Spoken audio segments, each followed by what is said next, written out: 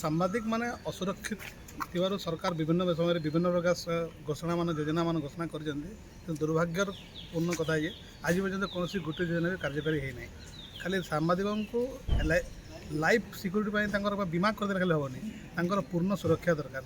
ଯାହାର ତ୍ରୁଟି ଖାମଖିଆଲି ଏବେ ଜଷ୍ଟ ରିସେଣ୍ଟଲି ଦେଖିବାକୁ ମିଳିଛି ଆମର ବଲାଙ୍ଗୀର ଜିଲ୍ଲାରେ ଜଣେ ବରିଷ୍ଠ ସାମ୍ବାଦିକ ଯିଏକି ବହୁତ ଦୀର୍ଘ ଦିନ ହେଲା ଏ ଲାଇନ୍ରେ କାମ କରିଅଛନ୍ତି, ତାଙ୍କୁ ଯେଉଁଭଳି ଭାବରେ ହାତ ଗୋଡ଼ ବାନ୍ଧିକି ପାଦରେ ଯେଭଳି ଭାବରେ କିକ୍ ମରା ହେଇଛି, ଆକ୍ଚୁଆଲି ସେଇଟା ଜଣକୁ ମରା ହେଇନି, ସେଇଟା ଟୋଟାଲ ସାମ୍ବାଦିକ ସମ୍ପ୍ରଦାୟକୁ ମରା ହେଇଛି।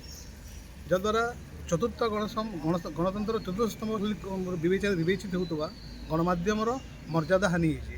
ଗଣମାଧ୍ୟମରେ କାମ କରୁଥିବା ଯେତେ ଯୁବକମାନେ ଅଛନ୍ତି ତାଙ୍କ ପାଇଁ ଗୋଟେ ସେଟା ଅପମାନଜନକ ହୋଇଛି। ଏଣୁ ଏହାର ବିଧିବଦ୍ଧ ଭାବରେ ତଦନ୍ତ କରାଯାଉ, କାହିଁକି ଏପରି ହେଲା, କିଏ ଏମିତି କଲା, ଆଉ ଭବିଷ୍ୟତରେ ଯେମିତି ପାଦ ଗୋଟେ ଦୂର କଥା କୌଣସି ପ୍ରକାର ଅଶୋଭନୀୟ ଆଚରଣ ଯେମିତି କି କରି ନ ପାରିବେ ସେ ଦିଗରେ ପ୍ରାଧାନ୍ୟ ଦିଆଯାଉ। ଏବଂ ସାମ୍ବାଦିକଙ୍କୁ ପ୍ରତ୍ୟେକ ସାମ୍ବାଦିକ ସେ ୱେବ୍ ଟିଭି ହେଉ କି ଆମର ସ୍ୟାଟେଲାଇଟ୍ ଚ୍ୟାନେଲ୍ ହେଉ କି କୌଣସି ପେପର୍ ହେଉ କି କ୍ଷୁଦ୍ର ପେପର୍ ହେଉ, ସବୁ ସାମ୍ବାଦିକଙ୍କୁ ସୁରକ୍ଷା ମଷ୍ଟ ପ୍ରୋଭାଇଡ଼ କରାଯାଉ ଏବଂ ତାକୁ ପ୍ରତ୍ୟକ୍ଷ ଭାବରେ ଜିଲ୍ଲା ସ୍ତରରେ ପ୍ରତ୍ୟେକ ଜିଲ୍ଲାପାଳ ମନିଟରିଂ କରନ୍ତୁ। बलांगीर जेन सामाजिक विजय प्रधान उपरे जेन आक्रमण होइए से घटना रे आज बरगढ़ सामाजिक संघ रे आमर सभ्य मान द्वारा गोटे मीटिंग होता।